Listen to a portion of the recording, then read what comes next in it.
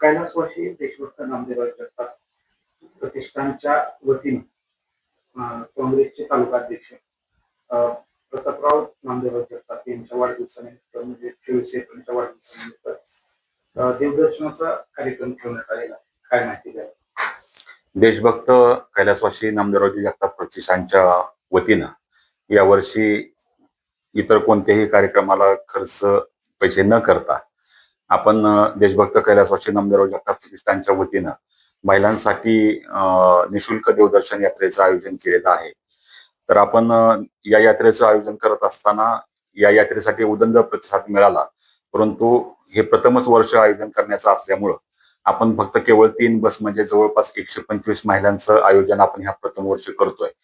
तसं जर पाहिलं तर अनेक 500, 600, 700 महिलांचे फोन आम्हाला सर्वांना आले, परंतु कार्यक्रम 3 बसचाच असल्यामुळं आपण 125 महिलाच फक्त या देवदर्शनासाठी घेऊन जातोय. परंतु येणाऱ्या आगामी काळामध्ये 6, 7, 8, 9, 10 बस म्हणलं तरी आपण देवदर्शन यात्रेसाठी सर्व महिला आपण करमाळ शहरातून तसेच तालुक्यातून घेऊन जाणार आहोत.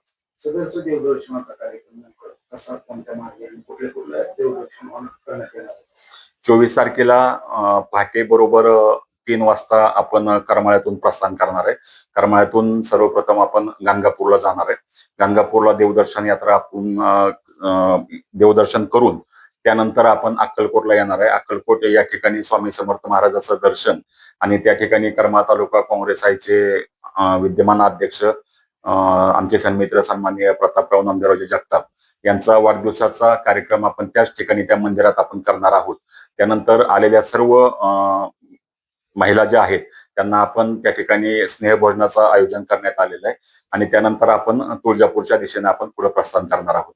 तुळजापूरचं दर्शन घेतल्यानंतर आपण त्या ठिकाणी करमाळ्याकडे येत असताना येडेश्वरी मातेचं देखील आपण दर्शन घेणार आहोत आणि रात्री उशिरा आपण करमाळ्यापर्यंत या ठिकाणी पोहोचणार आहोत. म्हणजे उद्या अध्यक्ष सुद्धा तुमच्या सोबत असणार? हो, आमच्या सोबत 3 एसटी आणि जवळपास 8 ते 10 फोर व्हीलर गाड्या असतील अध्यक्ष सोबत असणार.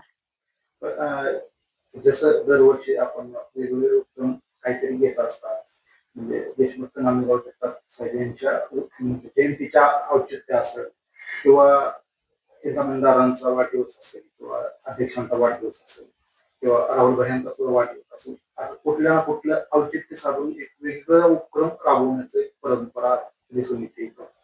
तसं आता यावेळेस हाच एक उपक्रम, याच्या पुढे असे काय इतर उपक्रम?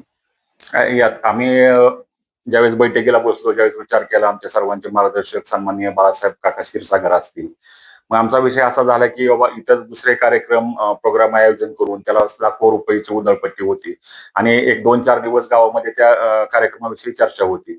परंतु आपण असे सामाजिक उपयोगी पडतील असे जर आपण कार्यक्रम घेतले तर समाजाचं आपणही देणं लागतो आणि त्याचे उतराही आपण थोडीफार कुठतरी करतो याचं समाधान, मानसिक समाधान सर्वांच्या मनाला लागतं. त्यामुळे अशा कार्यक्रमाचं भविष्यातही सामाजिक कार्यक्रमाचंच आयोजन आम्ही या ठिकाणी करणार आहोत.